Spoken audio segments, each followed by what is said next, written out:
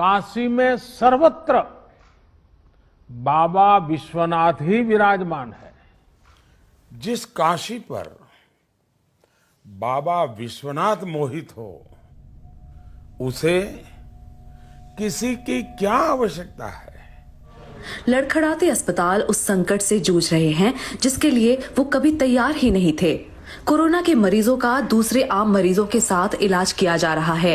डॉक्टरों के अभाव में मरीजों की देखरेख उनके घर वाले ही कर रहे हैं।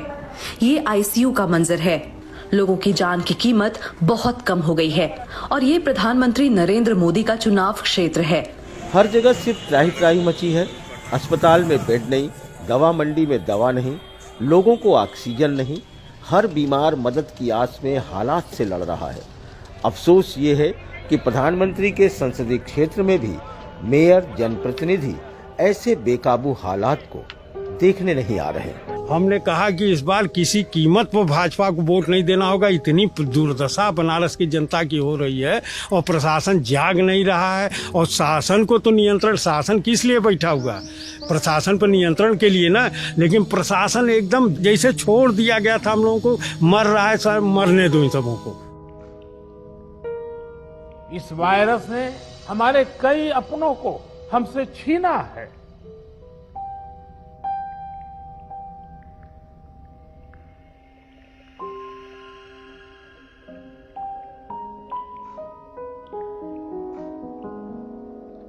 मैं उन सभी लोगों को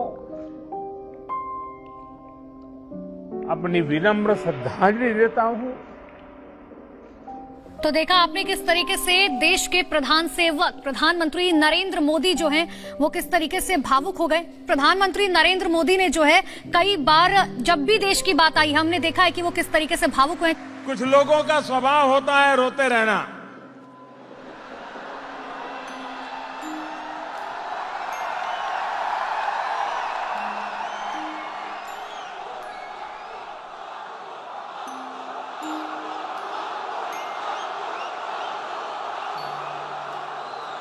न मेरा रोने में विश्वास है, न रुलाने में विश्वास है।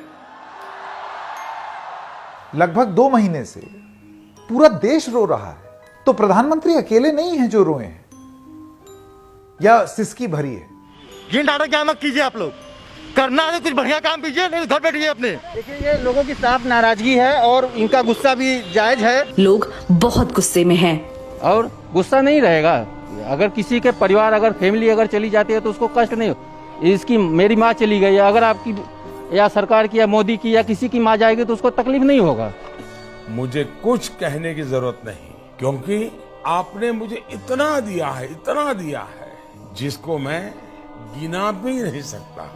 और मतलब ये प्रधानमंत्री की कॉन्स्टिट्यूएंसी है, उनका ये अडॉप्टेड विलेज है, उसके हिसाब से क्या कुछ आपको तैयारियां दिखती हैं प्रशासन की तरफ से यहाँ पर? कोई तैयारियां नहीं, प्रशासन की तरफ से तो कोई तैयारियां नहीं। इतनी बड़ी बीमारी फैली है, परेशानी है, यहाँ से जनता परेशान है। दवा के लिए कोई दवा सरकारी स्वास्थ्य से तो नहीं मिल रहा है। किसी गरीब को दवाइयों की चिंता न करनी पड़ी। काशी ने इसके लिए खुद को समर्पित कर दिया है। तो पार्षद कह रहे हैं कि हमारे वार्ड की जो जनसंख्या है वो 15 से 16 हजार है और हमें 30 कोरोना की किट दे दी गई है, 30 लिफाफे पकड़ा दिए गए हैं। अब बताइए कि 16,000 की आबादी में हम 30 किट लेके किसको बांटेंगे? दूसरी चीज, ना ऑक्सीमीटर हम लोग को मिला है, ना थर्मल स्कैनर हम लोगों को मिला है। और नाम दे दिया गया हो कोरोना किट, कोरोना किट दी जा रही है। आपने मेडिकल की किट पहुंचाई है गांव के लोगों तक। प्रधानमंत्री वहाँ से क्या कर रहे हैं? वो तो केवल टीवी पे देखने के लिए है। बाकी ऑक्सीजन नहीं मिल रहा, बाकी और सुइयां दवाइयां कोई डॉक्टर दे नहीं रहे हैं। बस एक गोली गाली खा के अगर जिसको बचना होगा बचेगा, जिसको जाना होगा जाएगा। बस आज हम देखते हैं कि काशी को बचाने में आप लोगों ने स्वच्छता का जो मुझे वादा किया था और काशी वासियों ने स्वच्छता के लिए जो जहमत की है, लगातार की है, उसका आज हमें लाभ मिल रहा है। आयुष्मान भारत योजना से के तहत मुफ्त इलाज की सुविधा जो की गई वो भी इसमें लाभ करता रही है। लेकिन यहाँ कोई न डॉक्टर उपलब्ध है, न कोई ऐसी सेवा उपलब्ध है। तो गरीब जो जितने हैं मतलब उसके बाद तत्काल पैसा नहीं तो कहाँ जाएंगे, वो तो मर ही जाएंगे ना। मूलभूत सुविधा ना मिल पाना, डॉक्टर की उपलब्धि ना होना, अस्पताल में एडमिशन ना मिलना, इन सब कारणों से लोग रोए। तो इसकी बाद कहा कि भाई इसकी हालत बड़ी खराब है, ये जमीन पर पड़ा हुआ है, आप देख लो जरा सा, इसको ऑक्सीजन वगैरह लगा दो। उनका कुछ नहीं है, कोई व्यवस्था ही नहीं है। एक डॉक्टर जो है बताइए, सीनियर डॉक्टर एक जूनियर डॉक्टर को लेकर के उसको 80 70 पेशेंट मिले हैं, वो कितना समय देगा, क्या इलाज करेगा। मतलब ये कितने अजीब लगता है कि कोई मरीज बाहर खड़ा होकर ये सोचता है कि शायद अंदर कोई मरेगा तो मुझे एडमिशन मिल पाए। अरे ये बहुत भीषण मतलब ऐसी बातचीत हो रही है।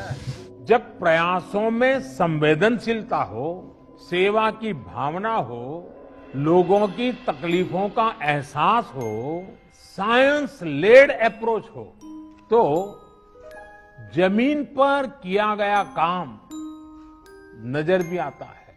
लाशों की कतार लगी थी इधर से उधर, पूरा बॉडी जल रहा था, तो पूरा लाइन लगी हुई है। इतनी ज्यादा डेड बॉडी है कि वेटिंग चल रहा है, उसमें आप नंबर लगाने जाएंगे तो 10 घंटा लग जाएगा। ऊपर से लेकर वहाँ तक पूरी लाइनें लगी रही थी। आपने कहा कि आपने 500 बॉडीज देखी, 500 बॉडीज कितने दिनों में? एक दिन में। जितने लोग हॉस्पिटल पहुंच पाए हैं उनका डेथ सर्टिफिकेट मिला है, बाकी जो हॉस्पिटल नहीं पहुंच पाए हैं उनका डेथ सर्टिफिकेट कोरोना वाला नहीं मिल पाया है। जो हमारे आंकड़े हमें बताते हैं जी, और जो गिनत हो रही है उसमें बहुत बड़ा फासला है। बहुत बड़ा फासला, कम से कम मतलब मान के चलिए कि 20 टाइम्स अधिक होगा आंकड़ा जो रिकॉर्ड में आ रहे हैं मिनिमम। लेकिन हमें ऐसी नेगेटिविटी की चिंता नहीं करनी चाहिए। नेगेटिविटी का उत्तम उपाय क्या है? पॉजिटिविटी। जिनके घर में अभी मातम चल रहा है उनके साथ ये क्रूर मजाक है। आप मुझे बताइए, आज पूरे विश्व में हिंदुस्तान का डंका बज रहा है कि नहीं बज रहा है? सच में बताइए, बज रहा है कि नहीं बज रहा है? दुनिया के अंदर हिंदुस्तान का डंका बज रहा है। क्या कारण है?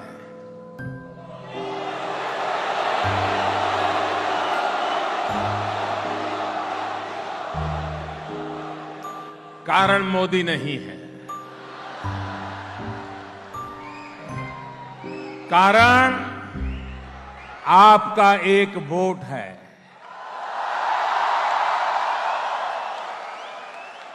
अब आपको पता चलता होगा कि आपकी वोट की ताकत क्या है।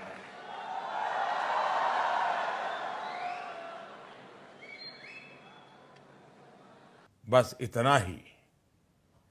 और मैं तो काशीवासी बन गया हूं, तो हर हर महादेव।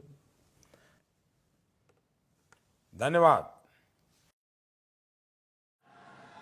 कभी कभी लोग मुझे पूछते हैं, मोदी जी आपको शर्म नहीं आती? आपको क्या लगता है? आपको क्या लगता है?